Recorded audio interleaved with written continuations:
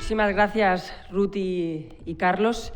Permitidme que empiece agradeciendo a esta escuela y al ITD y a la Universidad Politécnica de Madrid, no solo por el apoyo en la organización de este acto y de los 2 intensos días que hemos tenido en este aula, intentando aportar soluciones tecnológicas y novedosas e innovadoras para luchar contra el cambio climático, sino también por el fuerte compromiso que habéis adquirido como universidad en la carbonización neutral y, sobre todo, en la lucha contra el cambio climático, alineando toda vuestra investigación y toda vuestra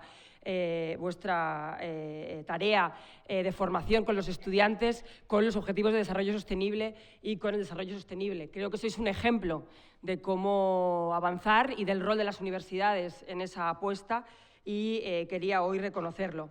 Para la Red de Desarrollo Sostenible y para SDSN, que es la red global de desarrollo sostenible, es un enorme placer poder tener hoy esta conversación, no solo con estudiantes de la Universidad Politécnica de Madrid, sino también con compañeros y compañeras que han venido de otros territorios a escuchar al profesor Sachs. Thank you so much, Jeffrey, for coming and for having this opportunity to discuss with you this morning. Tenemos hoy la oportunidad de discutir y de conversar con el profesor Sachs, a quien todos conocéis muy bien, pero permitirme simplemente que destaque 3 o 4 notas de su biografía.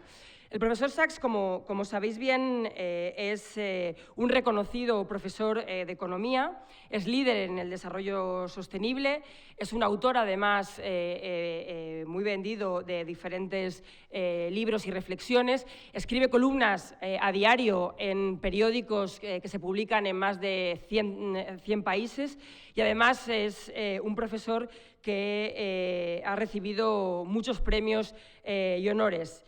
De hecho, el New York Times y algunos periódicos de Estados Unidos le han calificado en alguna ocasión como probablemente el economista más importante del mundo.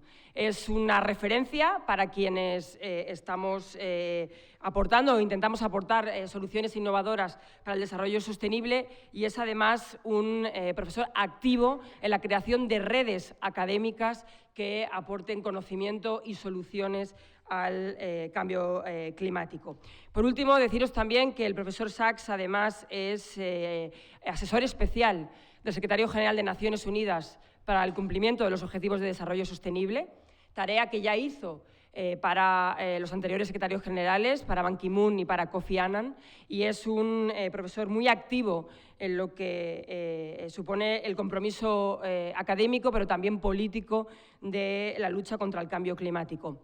Hoy tendremos oportunidad de conocer cuál es su visión sobre el futuro, si realmente cree que vamos en la buena dirección y, por tanto, vamos a ser capaces de cumplir con esa hoja de ruta que son los Objetivos de Desarrollo Sostenible, y también profundizar en la discusión con él sobre qué debemos esperar de esta COP25 que se está celebrando en Madrid, que acaba de abrir sus negociaciones políticas y que esperamos todos sea el resultado de un compromiso fuerte en lo que se refiere a la lucha contra el cambio climático. Jeff, thank you so much for coming. It's your turn.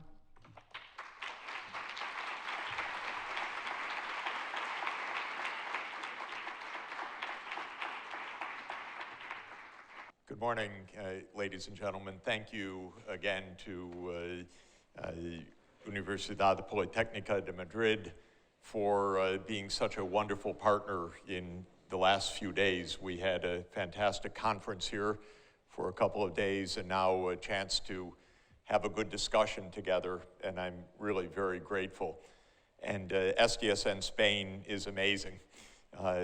What great leadership and partnership and helping this worldwide effort to change the direction of the world society and world economy to sustainable development. So it's really a joy always to be here and a special privilege. And congratulations to Spain for such a fantastic job at last-minute notice in COP25. Very, very impressive.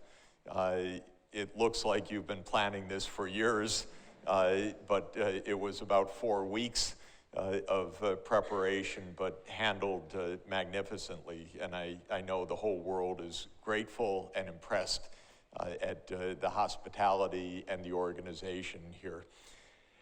I want to give a bit of a big picture of the world situation today to help orient us and to give you an idea of very much what's on my mind. And we'll leave enough time for discussion of what specifically is on your mind. But what is on my mind is that we're in a period of massive transformation.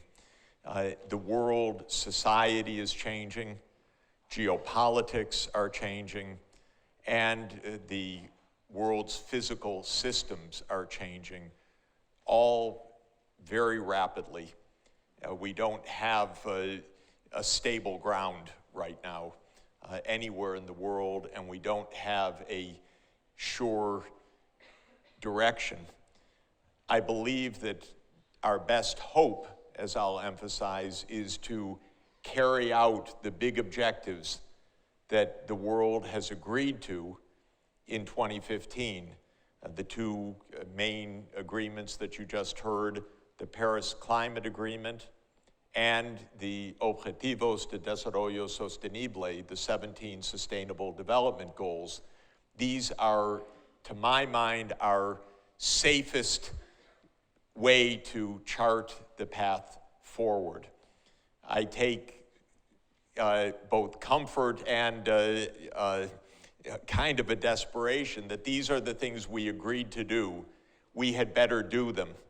If we lose what we have agreed, we will agree on very little else in this world right now. And the world will become extraordinarily dangerous, and it is becoming dangerous indeed.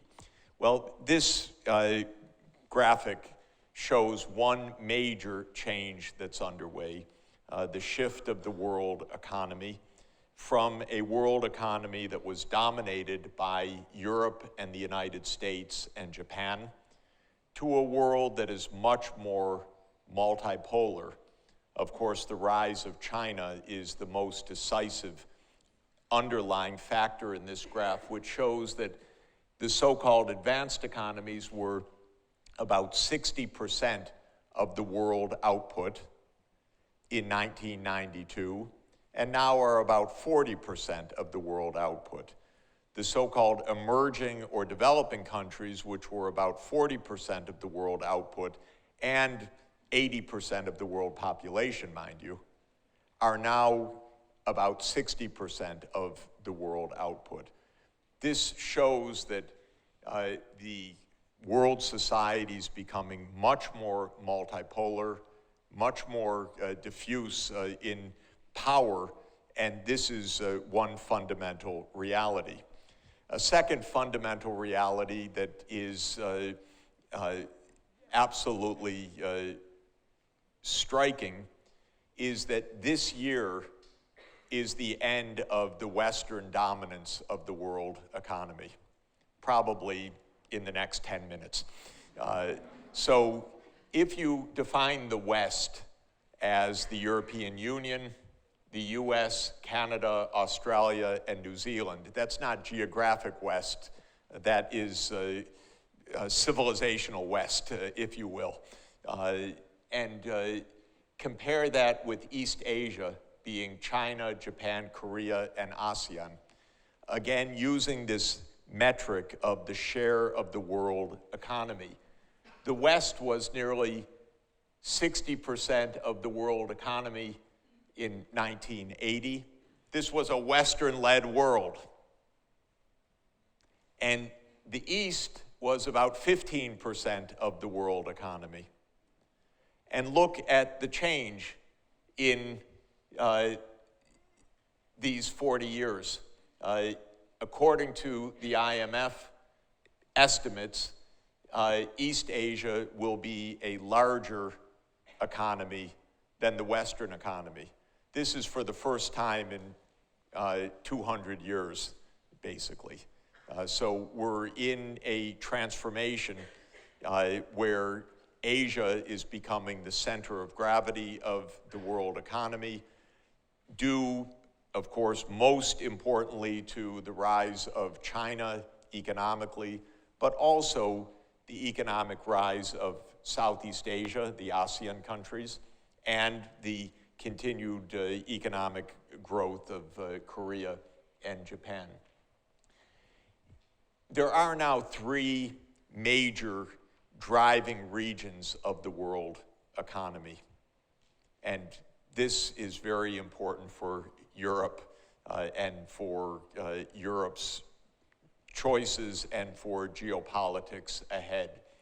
So if you look at the countries of the European Union and look at, take the European Unions today and measure those economies in size going back to 1980 and compare the US, Europe, and China, again, it's quite remarkable. The three economies are now roughly the same size in absolute size, measured at what we call purchasing power adjusted prices.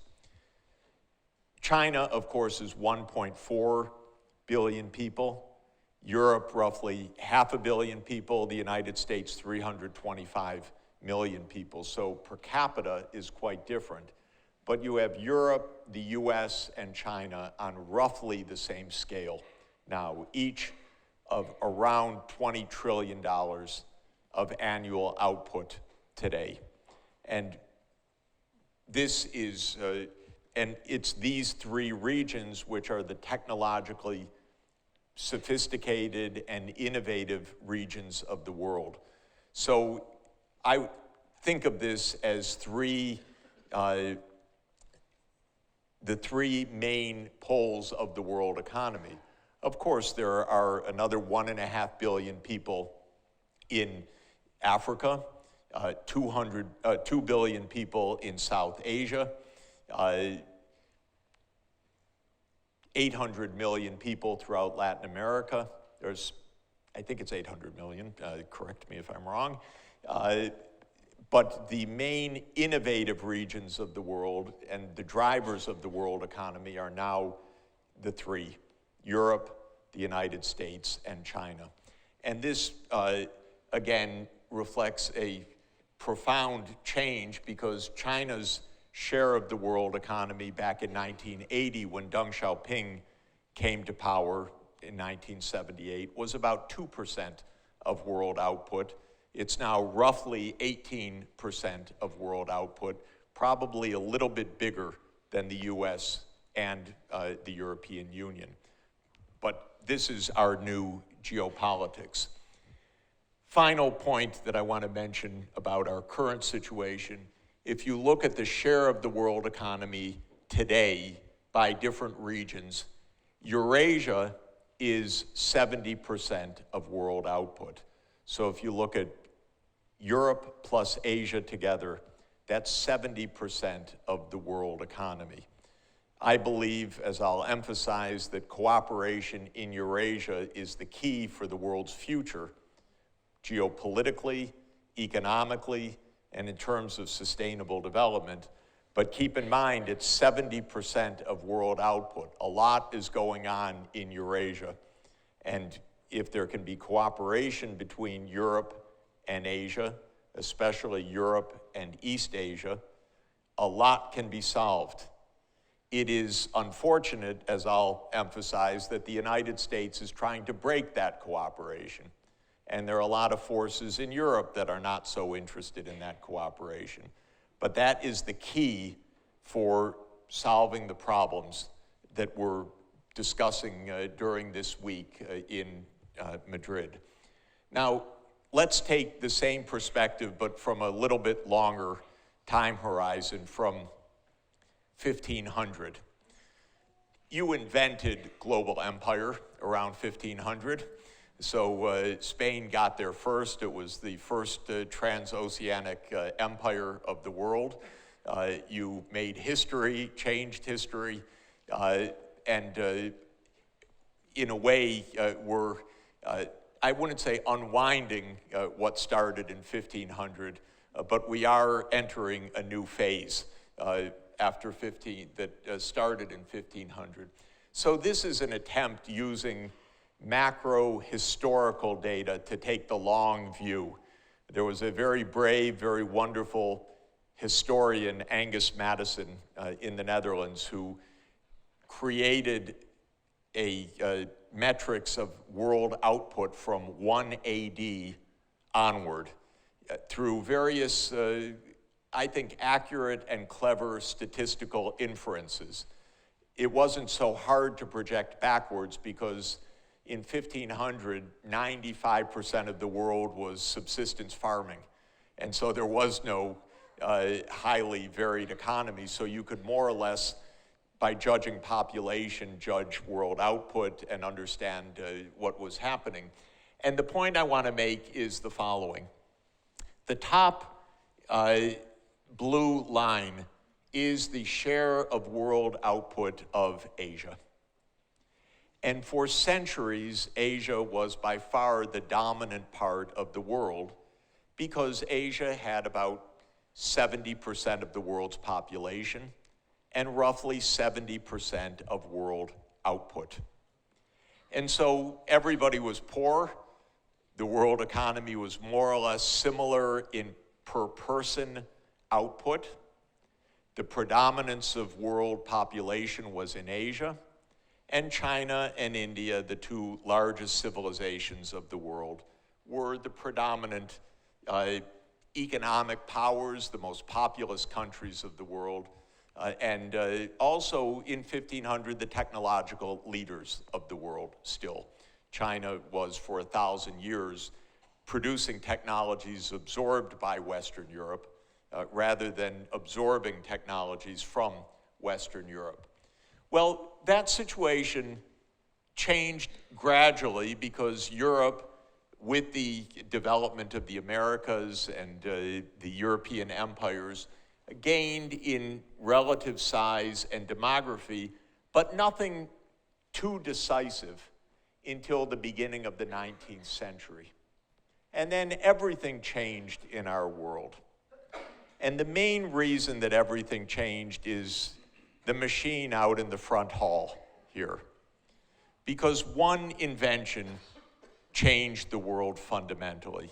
And that's when James Watt separated the condenser and the boiler of the steam engine in 1770 and patented that and commercialized it in 1776 and made a commercializable, economical steam engine, which mobilized fossil fuel for the first time on a large scale. Coal had been burned for hundreds of years for heating, but now coal could be used for motive power on a large scale, and that transformed the world. The invention was in Glasgow, where COP26 will be next year. It was commercialized in Britain, and in England in particular, which made England the home of the Industrial Revolution. It really is a case where, though the Industrial Revolution had hundreds of innovations and many important innovations of mechanization, it was one invention that was fundamentally transformative, and it was the ability to harness fossil fuel through the steam engine that more than anything else changed the world economy and created our world today. Everything changed at that moment. Europe's share of the world soared. Britain became the hegemonic power of the world in the 19th century. It was the sun never setting on the British Empire, not the Spanish Empire. Spain had lost its preeminence through, you could say, unfortunate battle in 1588, which gave naval supremacy to England. But it was England that made the steam engine come alive, and this second line, the gray line, soared, and Asia's fate was catastrophic after that. And you see the blue line is this catastrophic decline of the share of Asia in the world between 1820 and 1950. What happened during that period? Everything wrong. for China and for India. India, of course, fell completely under the British Empire in 1857 and was wholly taken over by Britain. China had an even worse fate, one could say. In 1839, Britain went to war on the high-minded principle that China had to open up for opium trade. This is British idealism. But British merchants demanded the right to sell opium to China in the Opium Wars. China lost 2 wars in 20 years, then massive disarray of Chinese society, a rebellion which killed 50 million people, the Taiping Rebellion, and then further incursions of European imperial powers, then revolution in 1910, civil war, Japanese invasion, Mao Zedong, basically one hell of a bad 150 years, from 1839 to 1978. And China went from being the world's largest economy in the world and a technologically advanced and proud civilization to being 2% of the world economy, but 20% of the world population. So 1/10 the average per capita income. And I want to emphasize this because what's happened since 1950 is that blue line is now going up. The gray line, which is Europe in relative terms, is going down. This red line down here is the United States. This was nowhere and then started to develop. We had our Civil War, then mass industrialization, and then 2 European wars put the United States in predominance because there was one industrial region that was not destroyed, whereas Europe destroyed itself twice between 1914 and 1945. And so in 1945, the US reached the apogee of 30% of world output and 4% of world population. The US thought it was pretty damn good, by the way. And one of our famous journalists, Henry Luce, said, "This is the American century," and Americans believed it. And so this was the beginning of, well, there was a lot of American grandiosity for a long time, but this was proof of the American grandiosity. So what's happening in our world today with the pictures that I started? Well, America's share of the world has declined, and now it's declining actually quite rapidly. Asia's share bottomed out in 1950. India gained independence. It started to develop. China gained independence as the PRC, People's Republic. Especially after 1978, it started to boom. And that's why we have a world now where East Asia is larger than the West. And so we're basically undoing this odd part of history of the last 200 years in particular, where the Industrial Revolution came to one part of the world, Europe and the United States. That dominated the world for 2 centuries. That dominance is ending. And that is what brings us to our challenge. One notable fact is this is the picture of the patents of China and other regions of the world. China not only regained its footing, but became a major innovating economy.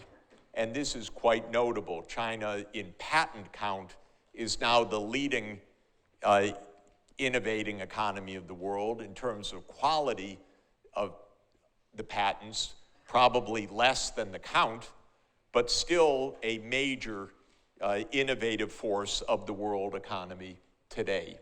Now, let me step back one more time to show one other point, which is why this is such a complicated moment in the world. With the steam engine, two massive changes occurred in the world as a whole. One is that after thousands of years of very little economic change, the advent of fossil fuels allowed a spectacular rise of total world production. Industrialization started in Europe, but then it has by now spread to the whole world. So world output per person has increased on average by at least 10 times since the start of the Industrial Revolution. And because of the Industrial Revolution, the ability to grow food and transport food worldwide also soared. So the world population has gone up 10 times as well, from 800 million to 8 billion, suddenly with the blink of an eye. And that means that the world economy has increased 100 times in the last 2 centuries. So two big forces at play. One, a massive overall increase of economic activity based on fossil fuel. And second, a rebalancing, first, actually, a decisive rise of Europe and North America in the world, the so-called Western world.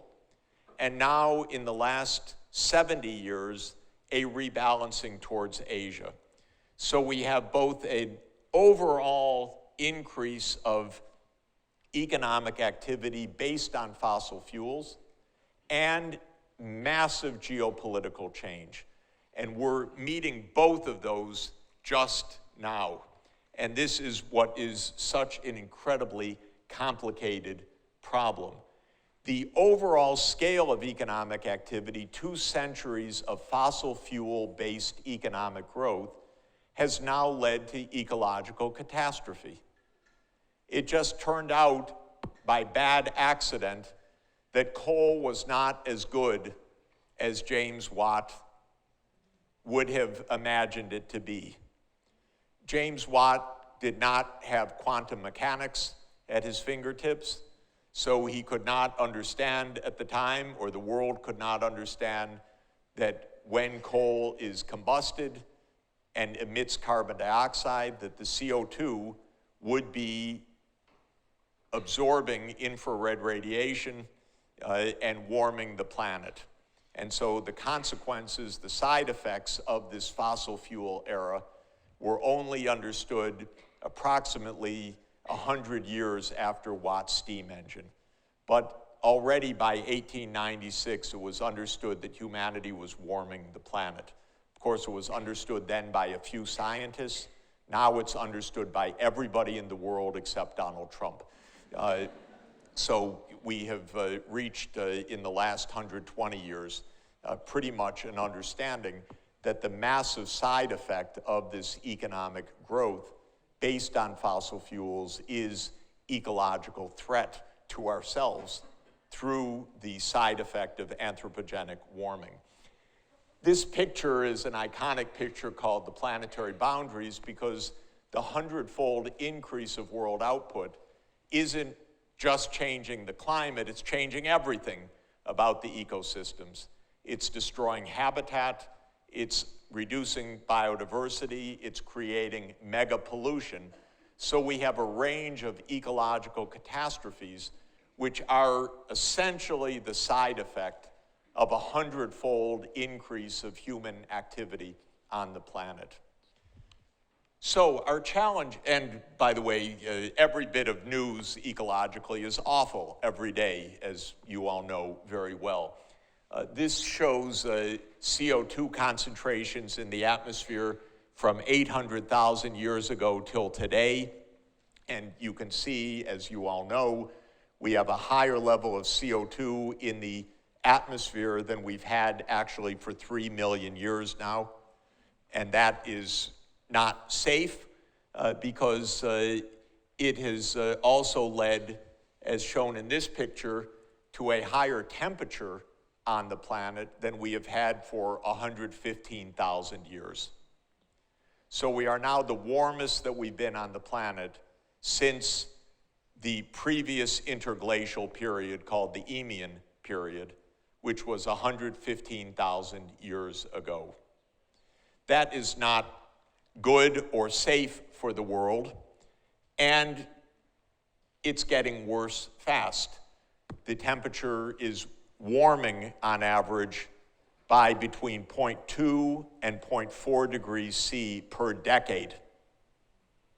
So if you think about the Paris climate objective, which is to stay below 1.5 degrees C, compared with the pre-industrial Earth's temperature, we're already at about 1.1 degrees C warmer, and we're warming at a rate of between 0.2 and 0.4 degrees C per decade.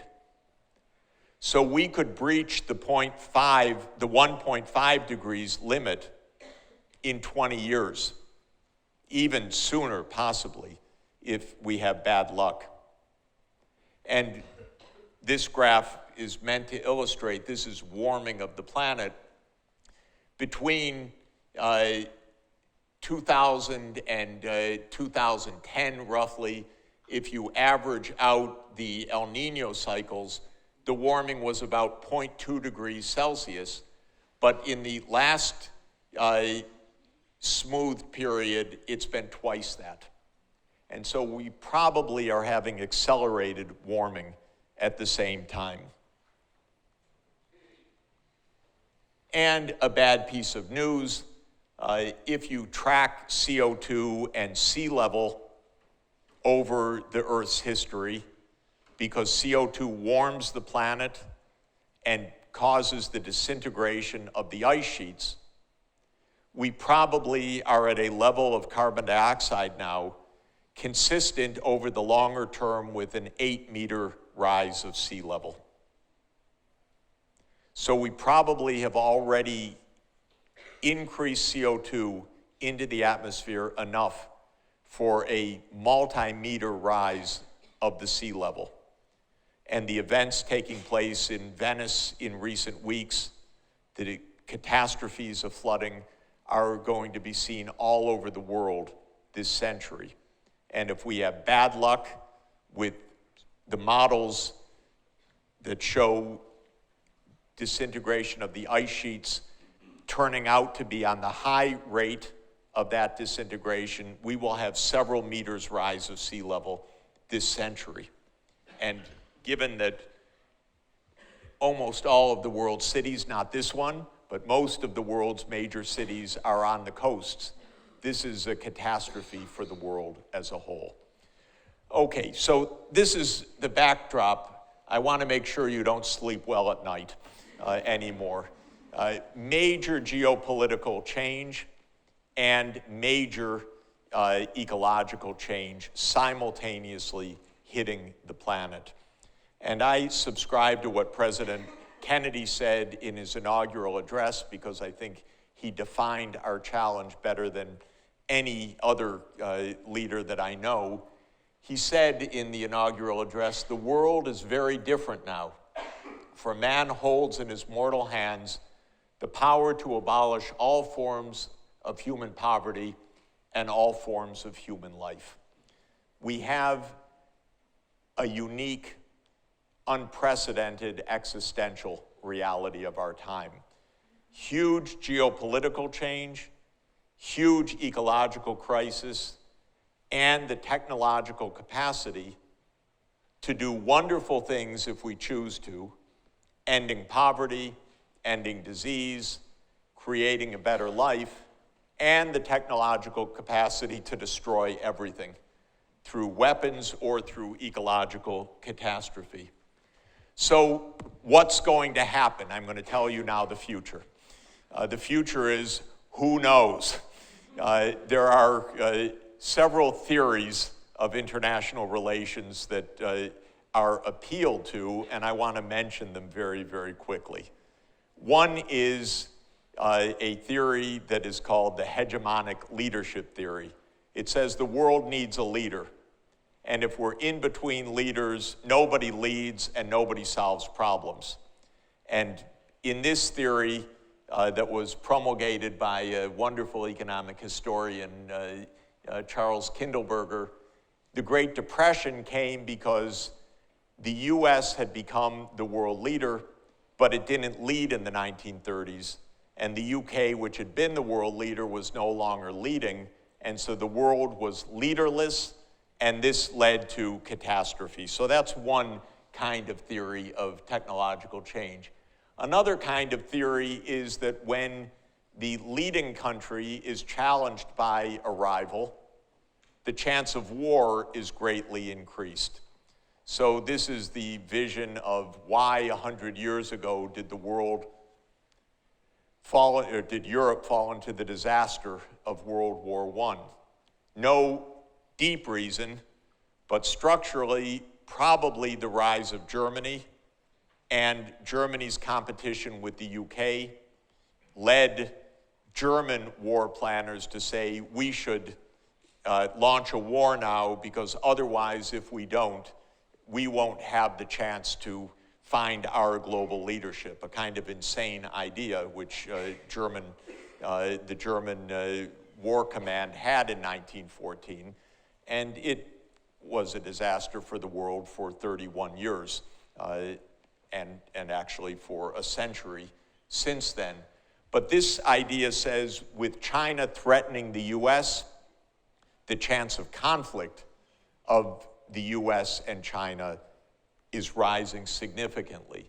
A third idea is that now we need to find a new balance of power among the various regions, because now we have a multipolar world, and we're going to need a balance of power among Asian countries, Europe, the United States, and other powers.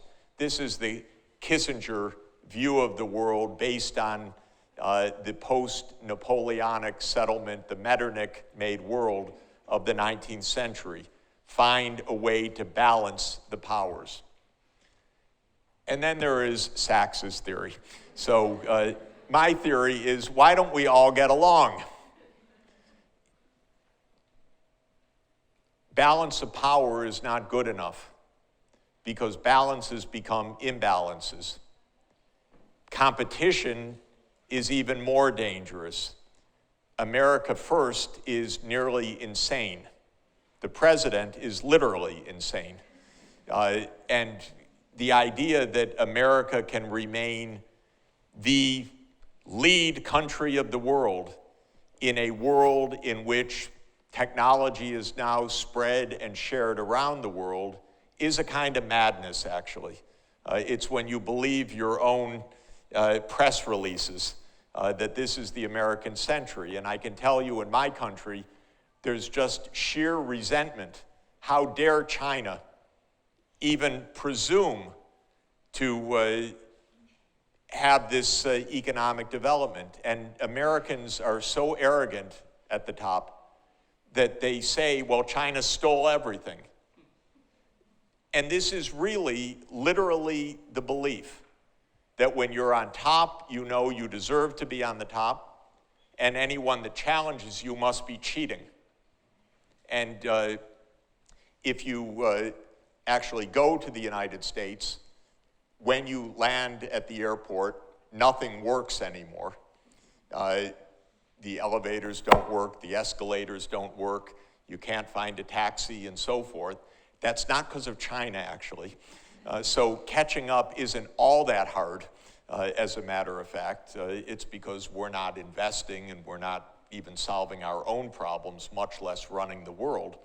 But there is the view that what China's development is a threat, and it is a cheat, and it needs to be battled. And that is actually the prevailing American doctrine right now. So my view is this is rather insane, because we actually not only have to avoid war, but we have to solve problems together, the ecological problems. And the problems of climate, biodiversity destruction, mega pollution, destruction of the fisheries around the world, are problems that can only be solved cooperatively. And if we're in the middle of a power struggle, they will never be solved.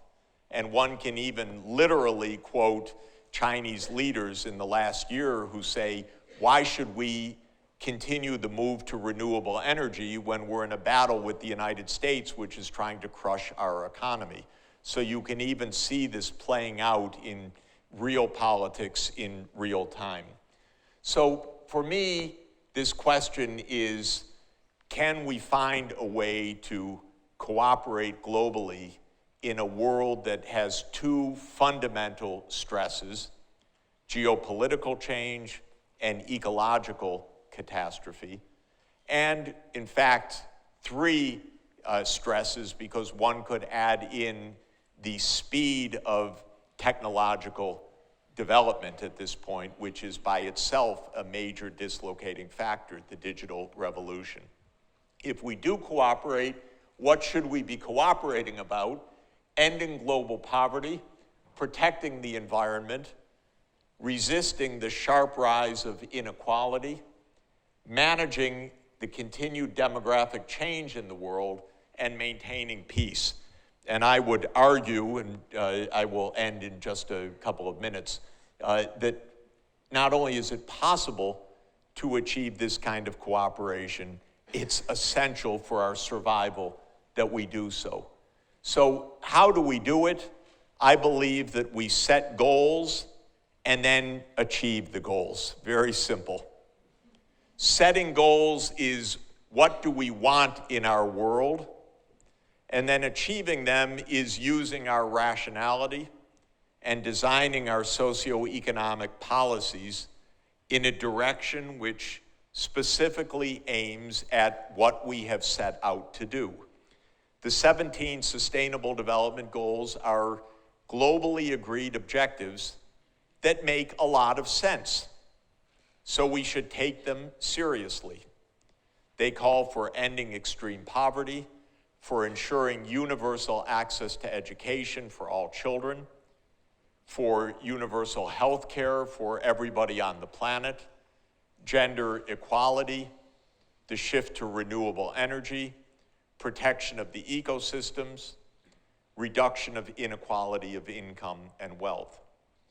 And these are worthy objectives for the planet and globally agreed. They weren't imposed by a committee. They're not drafted by a technocrat. They were actually drafted over 3 years by the 193 member states of the United Nations and agreed to unanimously in September 2015. Then a few weeks after this was agreed, the Paris Climate Agreement was agreed in December 2015 to keep global warming well below 2 degrees Celsius and aim to keep it below 1.5 degrees Celsius. So my basic proposition is, this is what we should be cooperating on. Taking these goals seriously, we set them, we agreed to them, they are time-bound, they are actually appropriate to our needs, and they cannot be achieved by any one country alone or any one region of the world alone, for that matter. It is good news for Europe that Europe is the region of the world farthest towards the Sustainable Development Goals. Western Europe is the region of the world that is closest to achieving a green economy, social equity, and economic prosperity. Your region is the most balanced region of the world in governance. It's democratic. It aims for a social democratic ethos, meaning social inclusion, and it's the greenest part of the world.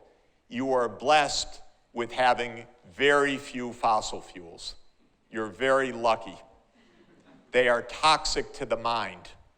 If you have enough of them, you end up with Donald Trump as president, because they poison politics. They're a key source of corruption. They're a key source of misunderstanding. And Europe, fortunately, has very few fossil fuels left. Used to have a lot of coal. It's been burned. It's now in the atmosphere. There's very little left. You still have a little coal here, but you're ending it. And Germany has a little coal left, and Eastern Europe has a little coal left. And then there are splotches of North Sea oil and gas fortunately running out. And so Europe knows there's no real future in this, and it would be devastating to move in this direction. So Europe has the best balance in the world. And the SDSN, our global network, measures progress towards the Sustainable Development Goals every year, and all of the top performing countries are European countries. Good news. We also measure every year happiness by the report that people give to a question that Gallup International asks each year about your life satisfaction. Again, Europe is the happiest part of the world, I'm happy to tell you. So I mention all of this because Europe needs to help lead this transformation as a happy, relatively sustainable part of the world that doesn't feel so happy right now, that looks to the West and says, oh my God, we have Trump on that side, looks to the East and says, oh my God, we have China on that side, and wonders how it's going to solve the problems. Europe is actually closest to solving this, but it won't work. Europe cannot by itself make sustainable development if the rest of the world is not making sustainable development, so we need a global solution. Very, very quickly, and I know I've spoken far too long, to make these changes require a few major transformations. First, zero carbon economy.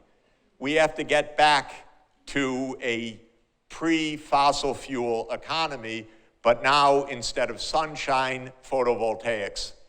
Instead of windmills, wind turbines. But the same idea. And we know that we now have the means at low cost to harness zero carbon energy to replace the fossil fuels. The biggest single obstacle to doing so is actually the politics of oil rather than the technological barriers.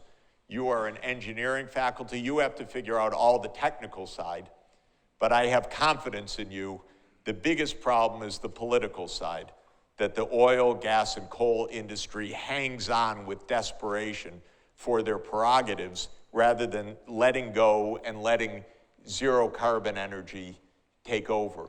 We have to decarbonize by 2050 to achieve the Paris objective. This is clear. Today, in Brussels, the Commission will release the Green Deal for Europe. This is a big news. Then UPM should help figure out how to achieve that, because it will be aspirational today, but then the technical side of achieving climate neutrality by 2050 will be the next objective. I won't go through all of the technical issues. Second big issue is sustainable food supply, because right now, global trade, especially that bottom loop from the Amazon to China, is environmentally massively destructive. So we don't have a sustainable food system globally, because the way the food system operates is that it is leading to massive environmental degradation in the source countries. For example, in the Amazon, which is producing the soybeans being sent to China for the feed grain for China's rising meat diet. And what we need is, I say it with a little hesitation in Spain, we need to move to plant-based diets much more. You can still have a little salami, but not so much, because we really need to move to much more plant-based diets. It will be beyond salami. It will look like salami. It will taste like salami, but it will be made by plant grain.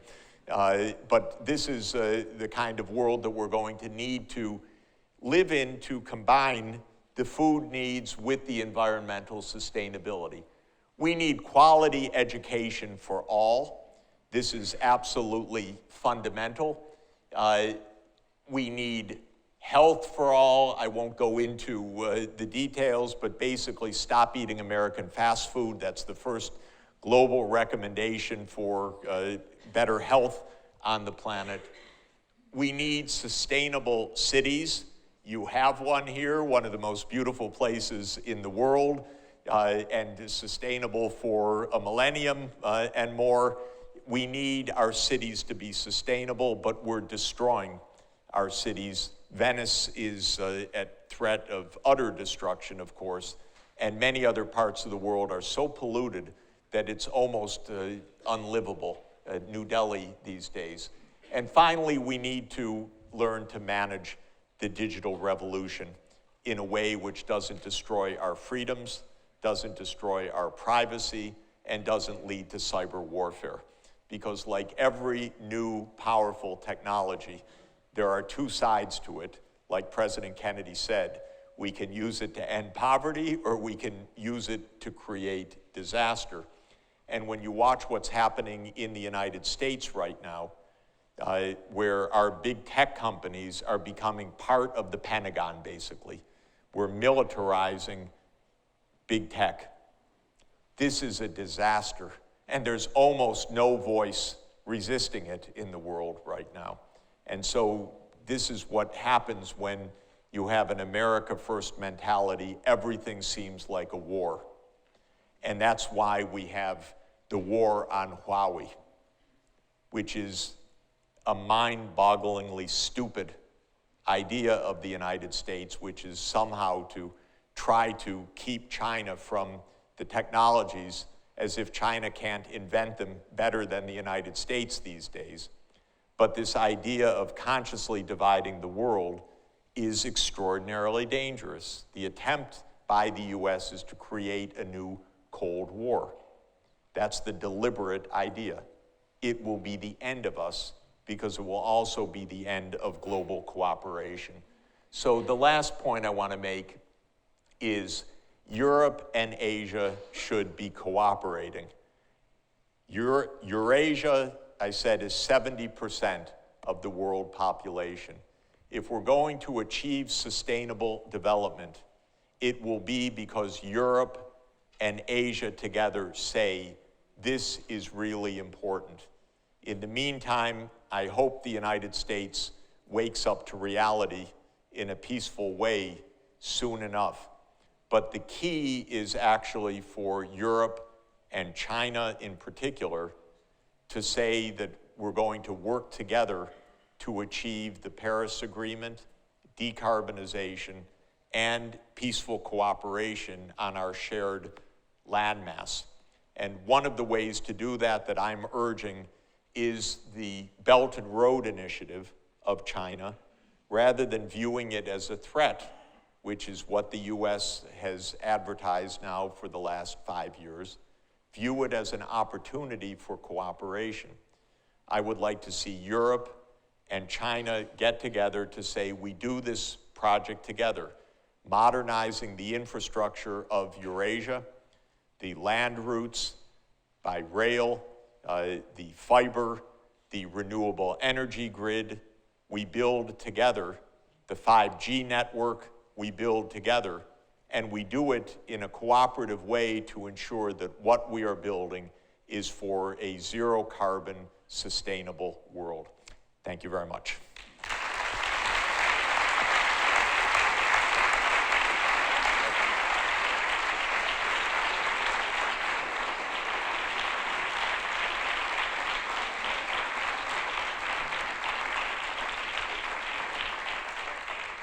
Thank you so much, Professor Sachs, for this brilliant whole picture of present and for describing the huge challenges we have for future.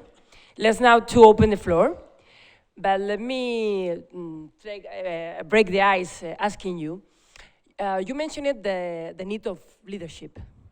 We have seen thousands of young people leading the green movements in our countries. And I would like to ask you, from your point of view, which kind of political leadership and activism do we need to achieve this big transformation? The young people that are striking for the future have done a great job in a short period of time of changing politics and awareness and putting their parents and teachers and politicians on notice that this crisis, this ecological crisis, is real. And for young people today, it's their future. And so it's extraordinarily important that it be addressed. And it clearly had an effect on European politics this past year in the parliamentary elections and in the program of the new commission. I would like to see it advanced in two important ways. Protests are crucial for attention, but they don't solve problems on their own. They only draw attention to problems. One basic idea that I would like to see, and all through the COP it's under discussion, is a rapid expansion of education on these issues so that there is a worldwide education of young people about climate change, about energy systems, about decarbonization, about globalization, about sustainable development. In Italy, the Minister of Education, Lorenzo Fioramonti, came into office and immediately said, we put climate change into the curriculum at every level of the Italian school system. This caught the attention of the world. It's a great idea, and now it's starting to spread. So this is one thing that I would really encourage, because we need to equip young people also with the knowledge of what to do. The second thing I would like to suggest is that the strikers come forward with plans. And I mean that next Friday or 6 Fridays from now, they come forward with their decarbonization plan. Because I would like young people to look at practically, so what to do. It's eye-opening to do that. Greta Thunberg has helped to galvanize young people's attention, but taking a racing schooner across the Atlantic is as misleading as it is problem solving, because we're not going to make global trade, ocean-based trade, work on the basis of Monaco race yachts. And so if she had taken her voyage on a hydrogen combustion vessel that said, this is how future ocean transport can go, I would have been more pleased. In other words, we need the understanding now, what really to do, how to really solve these problems, what are the scaled solutions. People who might say, well, we should stop international trade, stop going on airplanes and so forth, don't have the right approach, because the world would collapse. The world economy would collapse, the suffering would soar. If we do that with 8 billion people on the planet, the only pathway is technological solutions that address these issues. We need our James Watt now, in fact, there are many of them, who are going to say, here's how to do this in ocean shipping, in freight, in power generation, and so on. That's the solution that's really going to count. So that's the area where I would like to get knowledge into our discussions. And we basically, I believe that we need rationality in our politics. It's easy to have emotion in politics. It's easy to create fear, frenzy, adoration. These are all known products of demagogues and ways of manipulation, but they don't solve anything. The only way to solve things is through rational thought, reflection, and application of knowledge. And that's where we really need to make the breakthroughs. Bueno, pues es vuestro turno. Si os parece, vamos a intentar agrupar un par de preguntas para hacerlo lo más rápido posible. Os pido que seáis lo más breve que podáis para que todo el mundo pueda participar en el tiempo que tengamos y el profesor Sachs irá contestando una o dos preguntas en cada turno. Levantéis la mano y hay un micro que se os acercará. Thank you, Professor. I prefer to talk in Spanish, sorry. Usted habla de la racionalidad y las soluciones técnicas, de acuerdo. ¿Cómo valora usted la importancia de las tradiciones espirituales que están extendidas por todo el mundo y que pueden ser importantes para llegar a estos objetivos? Gracias. Spiritual values. Yeah. If I understood, how do I put the value on spiritual ideas? Is that what? Yeah. One wonderful question. I've been organizing with the Vatican for the last 3 years, an ongoing discussion with religious leaders and scientists on these issues. And I find it absolutely wonderful on a few basic points. First, the Vatican does something quite extraordinary, which is it has a Pontifical Academy of Sciences that has its roots in the Academy of the Lynxes of 1603, and Galileo was the founding member of that. And so the church has a tradition, despite what's sometimes thought, of combining faith and reason. And I think it's extraordinarily important. And Pope Francis manifested this in his encyclical Laudato Si, which is a fantastic, gorgeous, brilliant encyclical of spiritual values and utter rationality. And he says in the document, our interdependence obliges us to think of a plan for our common home. And he's become and is the biggest promoter of the Sustainable Development Goals. Actually, he spoke to the General Assembly of the UN the morning of September 25th, 2015, in the opening, and then the goals were adopted after the Pope's speech. So that's a reflection of spiritual power combined with the scientific knowledge. So what I've learned is most religions don't have that capacity to capture the science institutionally to inform religious leaders. And this is a big challenge.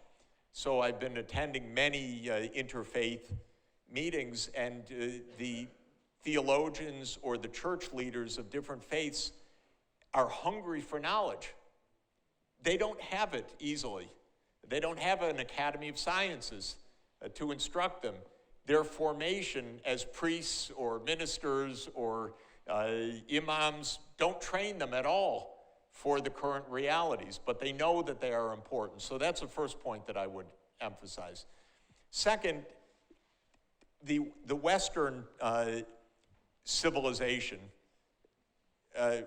was born in a syncretism of Greek philosophy and Judeo-Christian philosophy, or Judeo-Christian scriptural wisdom, Jesus' teachings, and ancient Greek philosophy.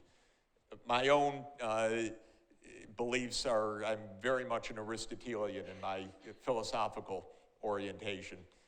And I believe that, and what Aristotle taught was that virtue was the core for a successful society, and that children need to be formed, trained, cultivated in virtues.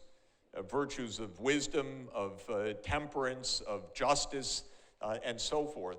So the Western philosophy has what can be called a virtue ethics at its core, and we forgot that, by the way, for a lot of reasons, because British philosophy diverted from virtue ethics about 2 centuries ago, and when Britain and the United States came to dominate the world, we lost those roots, actually, philosophically.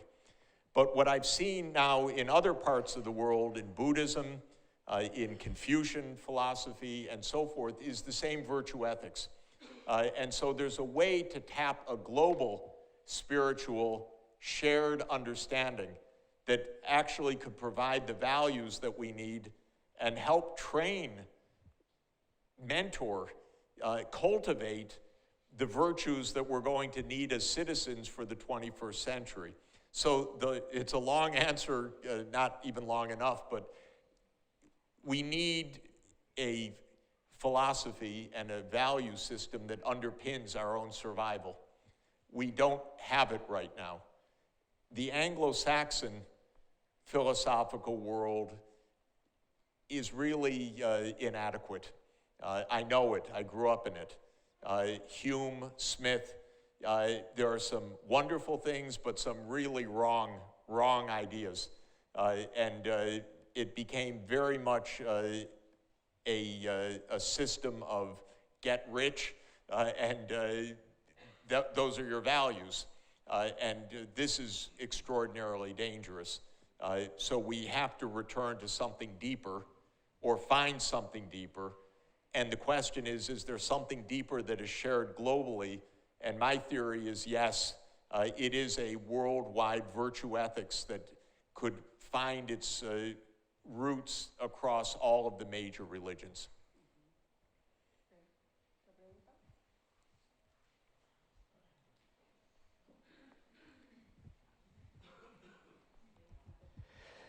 Thank you so much.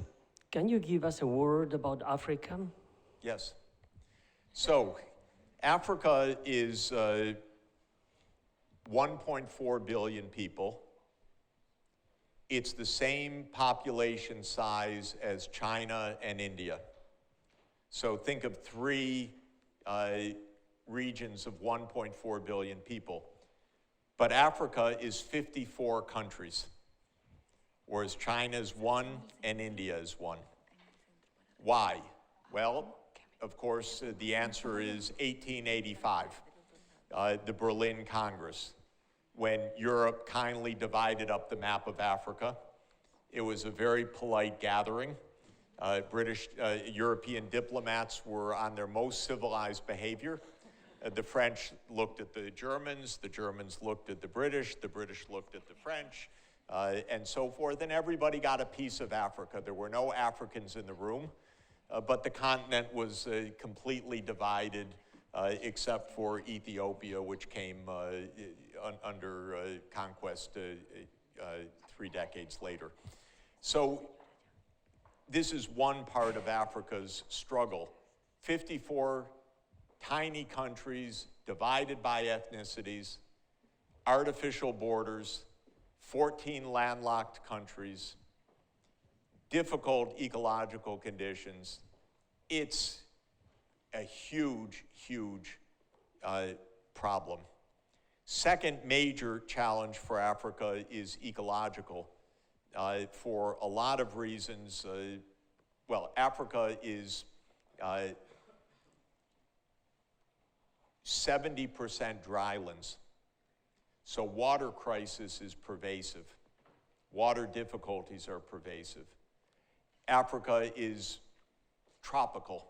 It's divided at the equator, and it's almost all tropical except for the desert and the tiny sliver of temperate zone just at the northern boundary of Africa. The tropical environment is very difficult and very harsh for development. Malaria is endemic. Other vector-borne diseases are endemic, and this shaped Africa's economic development over millennia, actually. Holoendemic malaria was one of the most significant barriers to development, and African trypanosomiasis, which is a killer disease of livestock and horses, was a huge barrier to agriculture. So what do we have? We have a continent that was abused, that was colonized, that was engaged in European slave trade for centuries, that ended up in 1960 at independence with 5% literacy or 10% literacy, almost no university education, complete impoverishment, 54 borders, 54 countries, and a massive disease burden unmatched by any other part of the world. That was the starting point. Add in a good dose of racism, Cold War, US manipulations, the CIA putting a bullet in the head of viable African leaders like Lumumba, putting in place monsters in Zaire and elsewhere. It's just been a horror show. Now with climate change, it got worse, of course, because many regions are stressed. And yet, Africa has also developed a significant number of very skilled, very talented young people, entrepreneurs, people who are using the digital economy with a lot of facility. And a lot of the digital technology is a great, great boon to African development. Africa's completely leapfrogging physical banking because it's going straight to e-banking, never having built bank branches almost anywhere in Africa. It's a world leader in e-wallets, in e-payments, in e-finance. And there's a lot of leapfrogging that can come through the digital revolution as well. So in my work in Africa in the last 15 years, my wife and I worked a lot on African health challenges. I helped to design and introduce the Global Fund to Fight AIDS, TB, and Malaria. It has shown you can do large-scale, very effective interventions using cutting-edge technologies with a very high success rate.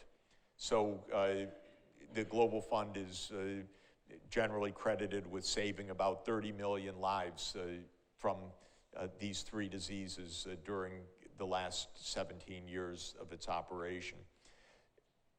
What I recommend for Africa now, more than anything, is investment in education.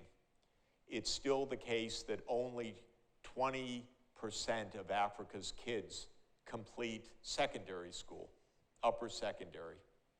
And what I recommend to Europe is partner with Africa for universal education as the most important thing that Europe could do to help your neighbor. And there are many reasons for doing that: ethical, humanitarian, economic, because that's the core of development, but I would also add demographic, because Africa right now is on a demographic trajectory which is impossible for Africa, impossible to escape poverty. Why? Because the average fertility rate in sub-Saharan Africa today is 4.8, what's called the total fertility rate. This means that the statistically typical woman has 4.8 children during her reproductive years. Think about that. That means 2.4 girls or 24 girls for every 10 women. So it means that each mother is replacing herself on average with more than 2 daughters. So you can imagine if you do that long enough, the population doubles at a generation span. If you look at the UN's fertility projections, they have Africa reaching 4 billion people by 2100. This would be disastrous for Africa. You'd never escape poverty. You could never build an infrastructure. You could, fast enough, you can't feed 4 billion people, especially in an era of climate change. So the nature of that demographic curve is that the more girls are educated and the longer they stay in school, the faster the fertility rate declines. And so if there were a policy of universal education through upper secondary school for all African children, which is normal, basic, obvious, if that were put in place, and you had health care put in place, just basic health care, the fertility rate would come down from 4.8 to under 3 within a decade, probably to around 2, or the replacement level, in 20 years.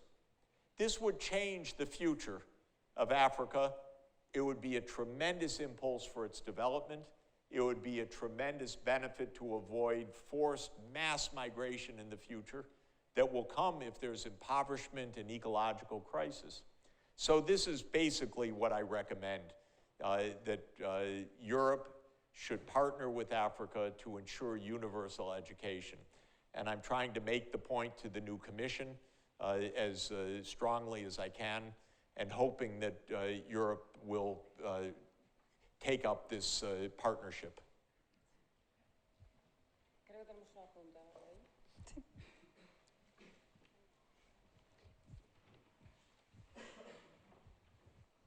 Good morning, thank you. I wanted to inquire about the Transformation 6. You were talking about the fourth industrial revolution. First of all, I can't help, when I hear about digital revolution, I can't help to hear about increase of natural resource extraction when we think about everybody getting cell phones and all that. And my second question would be about, you talk about the risks of losing the deliberative decision-making process, which is quite scary. I wanted to know a little bit more about that. Yeah. Thank you. So, on the whole, the digital revolution can be incredibly resource-saving. Of course, there are resources that go into computer chips and into the cloud, energy use, and so forth. But first of all, anything that can run on electricity can run on green power, zero carbon. So I'm not so concerned about rising electricity demand. I'm much more concerned about I am basically concerned about fossil fuel use. There are many minerals that are needed in batteries and in producing semiconductors and other electronics.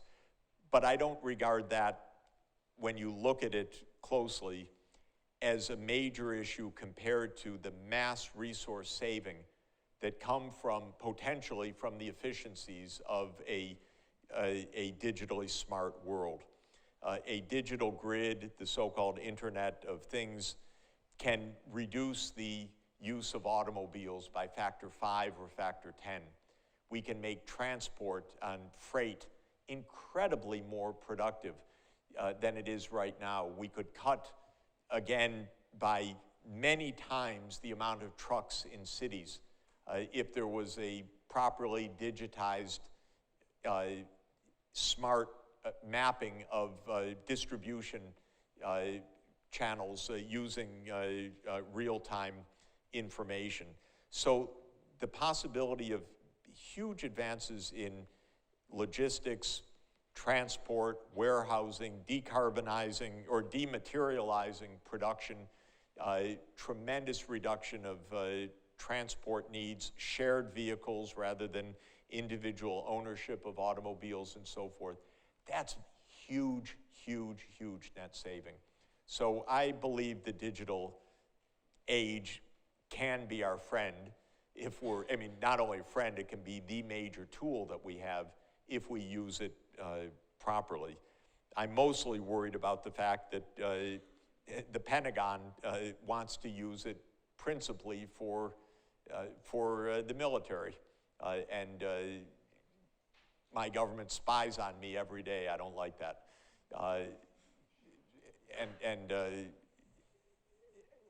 I think the downsides are very real and are not being sorted out right now.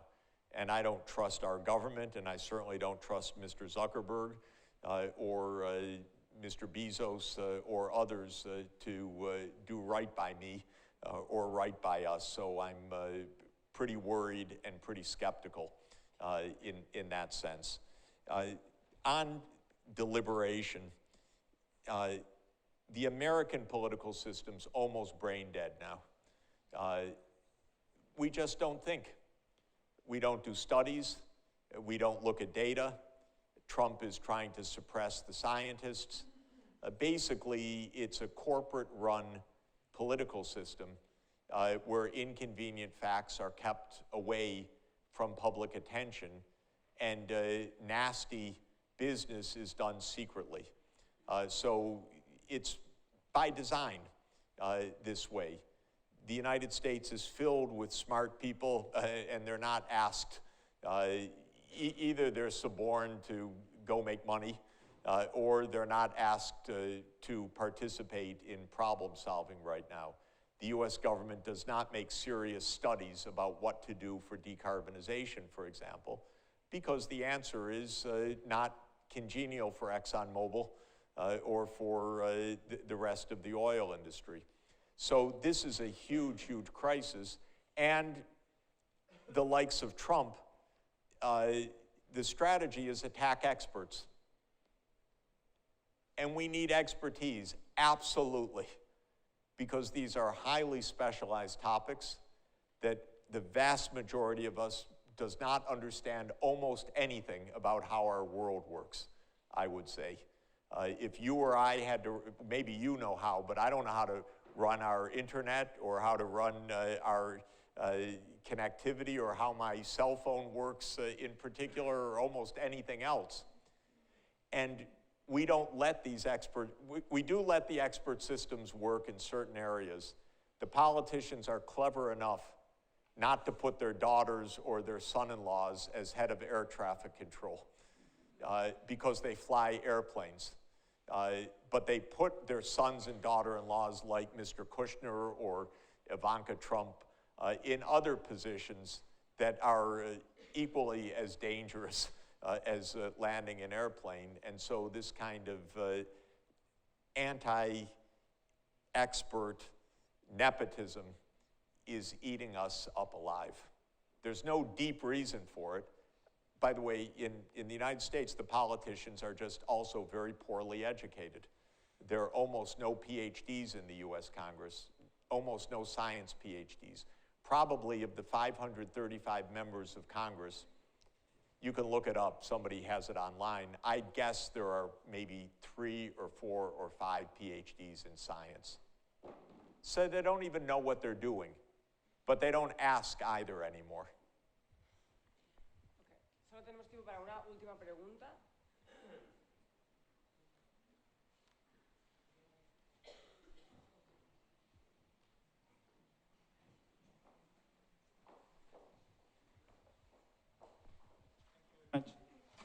Thank you very much. In a closed and finite system called the Earth planet, can we stay in a continuous economic growing? What do you think about the growth theory? Great. So first of all, we're not in a closed system because we have incoming solar radiation that organizes the planet's ecosystems and that provides about 10,000 times more power than we use on the planet. So we're an open system. And it's because we're an open system that we can be out of entropic equilibrium. We can have an ordered civilization because we have the sun. Without the sun, we wouldn't be able to do too much. But because we do have the sun, we're able to create order. And every principle of the planet works on that. You need energy to create order and overcome entropic dissipation.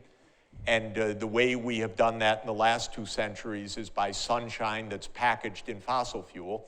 And it's been highly productive. Now we have to do it by sunshine that's packaged in photons, real time, rather than packaged in fossil fuel. So we have a lot of energy that we can use. to organize our efforts. We could massively increase the free energy available to create more order and more structure. In this sense, we're not at the thermodynamic limits of the economy, not even close. We're not at thermodynamic limits of growth.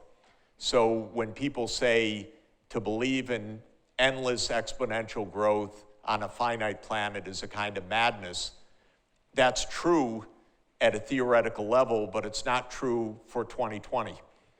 We can actually improve the material conditions of life. We can spread well-being to impoverished people. We can have them gain more electricity, longer lifespans, and so forth within thermodynamic limits.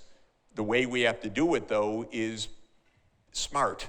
We have to stop using fossil fuels. We have to use current sunshine, either in the form of photons or in the form of wind, which is just kinetic energy that has come from the solar insolation, or from ocean currents, which is a different basis of energy, gravitational field. But we can do better, and we can do more. We can also do this in a way which respects other aspects of planetary limits, because it's not only energy and climate change, it is land use, it's food production, it's habitat for other species. So there are a number of boundary conditions which we need to maintain. But if the question is, can we have material progress in the sense of higher quality lives, more leisure time, ability to meet our needs, and spreading that to people who don't have that right now in poor countries, my answer is yes. If you ask me a different question, which is GNP growth a good measure of that, I would say it's a ridiculous measure of all of this. So we measure things very, very badly. And we should be measuring things with a lot more precision than we measure things today. Gross domestic product is a measure of the scale of economic activity. It is not a measure of progress or human well-being, and it does not incorporate any ideas of sustainability in it.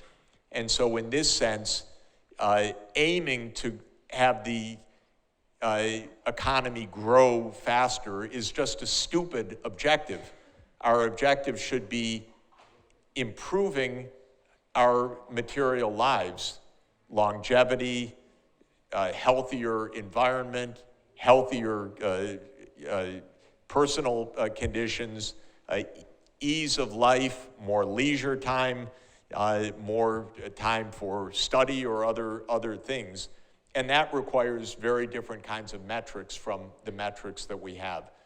But just to end, we're not at the limits of progress, but we're not progressing because we're not measuring properly what we should be. We're not aiming for what we should be. And we're in the hands of some of the most ignorant people in the world. Mr. Trump, a notable case. And others like him who have control of the political power right now, and that's extraordinarily dangerous. How we ended up in 2019 with the worst president in our history is really a major issue for reflection. Thank you so much. Unfortunately, we have no more time for questions. Thank you so much for this interesting conversation and for your commitment. Gracias a todos y a todas por esta participación. No tenemos más tiempo. Esperemos que la COP nos dé buenas noticias en términos políticos. Tenemos una hoja de ruta y ahora hay que cumplirla. Así que vamos a seguir trabajando para ello. Thank you so much. Gracias a todos y a todas.